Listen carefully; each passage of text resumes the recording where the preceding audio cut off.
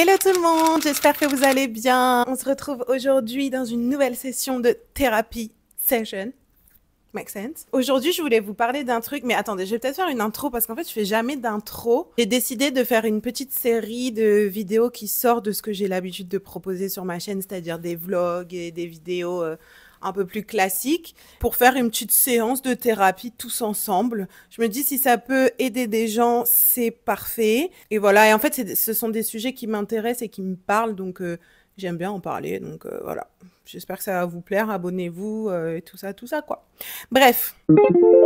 Du coup, aujourd'hui, je voulais vous parler d'un sujet qui est très compliqué pour moi, c'est sortir de sa zone de confort. Pourquoi? Alors, je pense que c'est compliqué pour tout le monde. Notre cerveau, il aime bien quand on est dans un cocon, qu'on a l'habitude de ce qui nous entoure, de ce qui va se passer, de l'inconnu. Notre cerveau, il aime pas. Et le mien, encore moins, parce que j'ai de l'anxiété. J'anticipe à chaque fois les problèmes auxquels je pourrais être confrontée, qui vont me faire me sentir mal, en gros.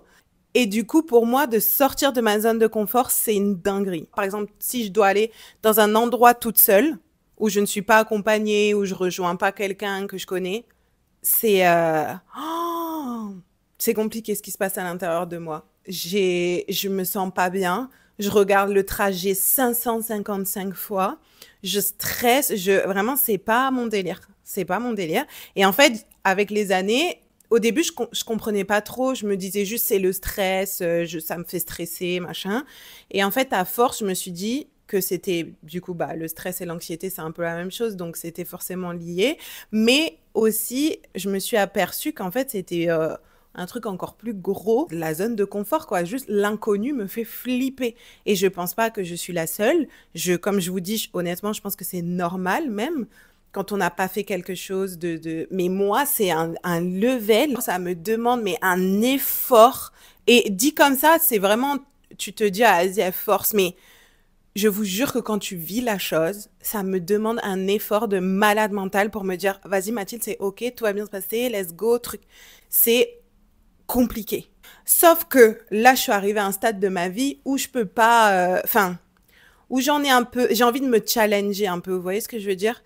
Je trouve que c'est trop important quand tu regardes après. Là, on arrive bientôt à la fin de l'année et tout. Et quand tu regardes tout ce que tu as vécu, tu te dis, oh, purée, mais en fait, je suis tellement pas la même personne qu'il y a 6 mois, même 2 mois, même 2 semaines. Parce que tu auras fait des trucs qui t'ont fait évoluer, qui t'ont poussé à sortir de ta zone de confort. Vous voyez ce que je veux dire? Enfin, moi, je sais que c'est un peu ce truc-là que je cherche parce que j'ai pas envie j'ai pas envie d'avoir de regrets dans ma vie. Ça, c'est vraiment un truc, j'en ai déjà parlé dans d'autres vidéos, mais me réveiller un matin dans 20 ans et me dire, purée, j'aurais dû faire ça quand j'avais 20 ans. Jamais de la France. Ça ne m'arrivera pas. Je veux pas être cette personne. Du coup, je vais vous donner des petits tips qui, moi, m'ont aidé. Déjà, je pense très honnêtement, j'en parlais avec un de mes meilleurs potes parce que lui, il fait tout seul, tu vois. Ça le trigger pas du tout. Et en fait, il m'a dit, mais parce que la première fois, j'avais peur aussi. J'étais pas bien, c'était inconfortable. Je sortais ma zone de confort. Je savais pas trop à quoi m'attendre, de le faire par moi-même. Mais il m'a dit, après, tu le fais une fois, tu le fais 2 fois, 3 fois. Ça y est. En fait, tu calcules plus. Ça devient normal pour toi de le faire, la chose, toute seule. Tu vas plus te dire, oh, je le fais tout seul, parce qu'en fait, tu l'as déjà fait 4 fois avant.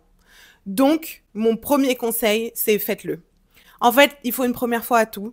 Et si vous ne vous sentez pas et tout, dites-vous que vous avez toujours une porte de sortie. Laissez-vous une porte de sortie. Par exemple, moi, la semaine dernière, je suis allée à un événement qui était organisé par Adobe en Angleterre, là, à Londres. Et je connaissais des gains. Et en fait, il y avait un talk qui était organisé avec des créateurs de contenu, etc. Je connaissais des gains. Mais j'ai dû me battre contre moi-même. Déjà, je pense que quelqu'un de normal, c'est compliqué de sortir de sa zone de confort. Mais quand tu as de l'anxiété, mais en fait, j'ai tout anticipé de terrible qui pourrait se passer. Vous voyez? Alors, c'était même pas arrivé, j'ai même pas mis les pieds là-bas, je sais même pas à quoi ça ressemble, je sais même pas les gens qu'il va y avoir, je sais même pas moi, je vais être dans quel mood. En fait, j'avais déjà réfléchi au pire alors que j'y avais même pas fait. Je m'étais même pas focus sur ça va être trop bien. Vous voyez ce que je veux dire? J'étais en mode, non, je peux pas y aller toute seule, je connais personne, tout le monde va se dire qu'est-ce qu'elle fait là toute seule, et si on me demande ci, et si on me demande ça. Et après, j'étais en mode, mais meuf, fais-le parce que, et au pire, si une fois sur place, tu te sens pas, tu pars en fait. Il y a personne qui te... C'est pas le HEPS, hein, personne va te forcer de rester assise. Tu pars. Et en fait, le fait de me laisser une porte de sortie, ça m'a beaucoup aidé à me motiver à y aller. Donc ça, c'est le deuxième tips que je peux vous donner. Le premier, c'est de faire. Il faut une première fois tout. Dites-vous ça, il faut une première fois tout. Et en fait, il y a des choses qu'on oublie trop. Mais par exemple, moi, depuis que je suis petite, j'ai fait de la gym pendant de nombreuses années, de la gym, de la GR, de la danse classique. Bref, quand je suis arrivée à mon premier cours de gym, que j'avais 4 ans, est-ce que dans ma tête, j'étais en mode oh, je connais personne, est-ce qu'elles vont me parler, est-ce qu'elles vont être méchantes? Bah non, j'étais juste trop contente d'aller faire de la gym, en fait. Et je me dis, quand on vieillit, on est trop là à se poser des questions, à trucs, on va me regarder, on va... Personne te cala. La dernière fois, je suis tombée sur un TikTok d'un mec qui disait, franchement, est-ce qu'à la fin de la journée, vous allez vous rappeler le pantalon du mec que vous avez vu ce matin dans le métro? Bah non. Parce qu'en fait, on s'en fout. On vous remarque pas. On est des millions sur Terre, des milliards. Et vous pensez que parce que vous allez faire un truc, parce que vous allez poster une vidéo, parce que vous allez aller à un événement seul et tout, les gens vont être en mode... Et parler de vous pendant 3 ans, non, vraiment, personne va vous remarquer, quoi. Donc voilà, dites-vous que vous n'êtes pas les seuls à être dans ces situations-là, que tout le monde l'a déjà fait. Et en fait, c'est vraiment une force, je trouve, après, quand tu peux faire des trucs tout seul. Après, je vous dis ça, mais ça fait pas longtemps que je le fais, hein. Mais par contre, comme je suis fière de moi, j'en parle. Mais par exemple, l'année dernière, l'année dernière, il y a 2 ans, je sais plus, première fois de ma vie que je suis allée au ciné seule. Alors que j'ai des potes qui vont au ciné seuls et vous voyez, ça me choque pas du tout. Limite, quand je les imagine, je suis en mode « Oh non, mon petit chat, il est allé voir son petit film. » Vous voyez ce que je veux dire? Je suis pas du tout en mode « Allez au ciné seul, genre. » Ou quand moi, je vais au ciné accompagné et qu'il y a des gens seuls, je me dis pas « Il est tout seul. Elle est toute seule. » Je m'en fous. Mais de moi faire l'action, j'étais là « Non, je peux pas aller toute seule. » En fait, j'ai vraiment ce truc où j'ai l'impression qu'il y a des projecteurs qui sont braqués sur moi alors que je suis pas Ariana Grande, quoi. Mais bon. Donc, dites-vous que vous n'êtes pas les seuls à le faire, qu'il faut une première fois à tout et que, en fait, quand on se rend compte que on peut faire des trucs par nous-mêmes et qu'on n'a pas besoin d'être accompagné, je vous jure, c'est trop une force. Donc, peu importe c'est quoi votre challenge, vous voyez, et honnêtement, je pense que s'il y a 2 ans, 1 an, je serais pas allée au ciné toute seule, je sais pas si j'aurais été capable d'aller, même si ça n'a rien à voir, hein, mais je sais pas si j'aurais été capable d'aller au talk Adobe, parce qu'en fait, là, j'avais déjà des petites expériences où j'ai fait des trucs toute seule.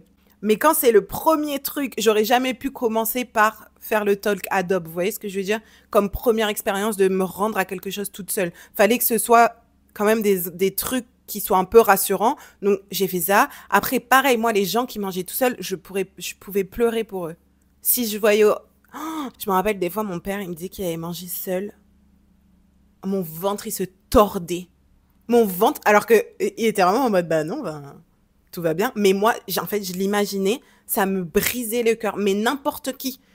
Là, ça me tordait le ventre parce que c'était mon père. Mais si j'allais au restaurant et je voyais quelqu'un tout seul, j'étais là, oh, le pauvre, le pauvre. Je sais pas pourquoi ça me renvoyait ce truc-là. Alors que pour l'avoir fait, la paix. Après, c'est pas mon expérience préférée parce que je trouve que, en fait, moi, j'aime trop manger et tout. Donc, j'aime trop déjà manger dans le plat des autres. Et j'aime bien échanger quand t'es au resto et tout, tu vois. Mais des fois, t'es là, t'as envie d'aller manger dehors, tu vas pas rester enfermé chez toi parce qu'il y a personne pour aller avec toi. Non, t'y vas. Mais du coup, voilà, moi, j'ai commencé par des petites expériences comme ça et je pense que c'est grâce à ça que je suis arrivée au grand saut que j'ai fait la semaine dernière d'aller au talk Adobe et ça s'est archi bien passé. Dites-vous, je suis arrivée, en 10 secondes, j'étais sur le lieu, j'avais déjà parlé à quelqu'un et on a passé la soirée ensemble, c'est devenu ma copine. Ça, dans mon cerveau d'anxieuse, à aucun moment je l'avais anticipé. Vous voyez ce que je veux dire? Moi, j'avais anticipé le fait que j'allais être seule, qu'il y aurait que des groupes de gens, que personne allait me cala, que j'allais être...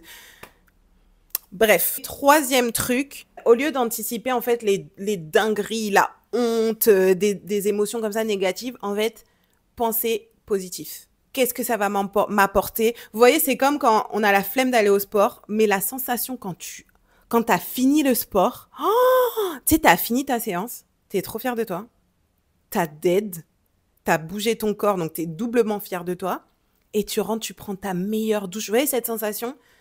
Et ben du coup, maintenant, quand je fais des actions comme ça, où je dois un peu sortir de ma zone de confort, je me dis, le retour sur expérience est 10 fois plus important que l'expérience en elle-même, parce qu'en fait, ça t'apporte tellement une fierté. Parce que franchement, pour moi, c'est une épreuve et j'ai pas honte de le dire. Pour moi, c'est une épreuve. C'est de moins en moins compliqué, mais C'est une épreuve. Donc, quand elle est terminée, je suis fière de moi. Et je suis en mode, purée, Mathilde, t'as dead. Là, quand je suis sortie du truc Adobe, j'ai appelé ma mère. Pendant tout l'appel, j'étais, je suis trop fière de moi, maman, je l'ai fait. Je suis trop fière de moi, maman, je l'ai fait. Et vraiment, je pense, enfin, c'est pas, je pense, ça m'a changé. Alors que sur le papier, c'est pas un truc de ouf.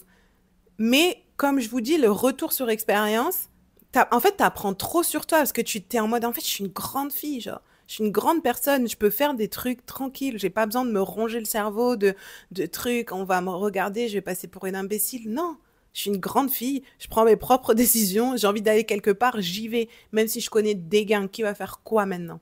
Donc, du coup, vraiment se focus sur ça. Et en fait, moi, comme je vous disais au début de la vidéo, j'essaye vraiment de faire des trucs qui vont m'apporter, de vivre des choses qui vont me faire grandir et évoluer. Je trouve que c'est trop important parce que, comme je vous disais, là, on arrive à la fin de l'année. Que tu le veuilles ou non, c'est un petit peu le moment où tu reviens sur ton année, ce que tu as fait, vécu, patin couffin.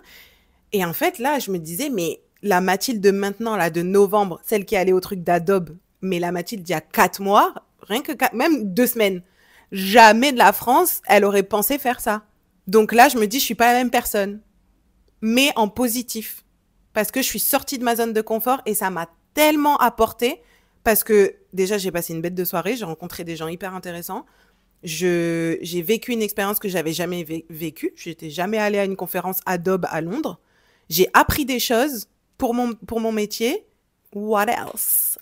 I mean. Et je me dis peut-être que si j'avais trouvé des vidéos sur YouTube de gens, il doit certainement y en avoir, hein. Mais je sais pas, j'avais moins le réflexe quand j'étais plus jeune et tout d'aller regarder sur YouTube des gens qui parlaient de situations que je pouvais vivre et tout. Mais du coup, c'est pour ça que je fais cette vidéo parce que je me dis si jamais quelqu'un la voit et un petit peu, parce qu'en fait, je suis même pas sûre. Je pense que c'est aussi lié avec la confiance en soi, tu vois. Et du coup, toutes ces petites étapes, tous ces trucs où tu challenges, où tu sors de ta zone de confort, en fait, tu récupères tellement le petit moment là, tu vas tellement récupérer derrière. Genre là, vraiment, je me regarde dans le miroir, je suis en mode, putain, je suis allée au truc toute seule. Je rigole. Pas à ce point non plus. Mais en fait, je trouve que ça te construit en tant que personne, ça construit ta confiance en toi, ça construit trop de choses, ça t'apporte trop de choses pour ne pas vivre ces moments-là de peur de l'inconnu. L'inconnu, il est fait pour qu'on l'explore. Vous voyez ce que je veux dire? Après, je ferai pas ça tous les 4 matins non plus, mais de savoir que j'en suis capable, rien que ça m'apporte de ouf. De savoir que je suis capable, que je l'ai fait et qu'en plus ça s'est bien passé. Je sais que du coup, à l'avenir, je vais beaucoup moins me ronger le cerveau parce que de un, je vais me dire dans tous les cas, au pire, tu pars. Et de deux, regarde, la dernière fois, c'était trop bien. Et de trois, tu l'as fait. T'es allé, t'as dead. On s'en fout tu vois. C'est le concept de faire, quoi, d'aller, de sauter le pas, d'être en mode, ok, c'est bon, je prends mon courage à deux mains, j'y vais, go. Advienne que pourra. L'inconnu. Let's go. Sortir de sa zone de confort, en fait, ça apporte tellement derrière que vous êtes obligé de le faire. Voilà. Fixez-vous sur ce que ça va vous apporter, la personne que vous allez devenir grâce à toutes ces étapes que vous allez affronter et faites-le. Voilà. Je vous fais des gros bisous, prenez soin de vous et à bientôt dans une nouvelle vidéo.